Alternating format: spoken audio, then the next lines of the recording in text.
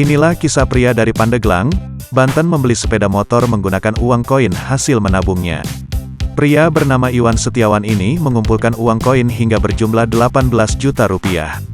Uang koin yang dikumpulkannya bernilai 500 rupiahan dan 1000 rupiahan. Mengetahui cerita Iwan yang mengumpulkan uang koin untuk beli motor, Wawa Suhenda pemilik akun TikTok @wawasuhenda pun mengunggah videonya. Dalam video, memperlihatkan uang koin milik Iwan terbungkus dalam plastik dan diletakkan di sebuah karung. Tampak, karyawan perusahaan penjualan motor hendak mengeluarkan uang koin untuk dihitung. Saat dikonfirmasi tribunnews.com, Wawa Suhenda, pengunggah video pria beli sepeda motor menggunakan uang koin mengatakan kisah konsumennya.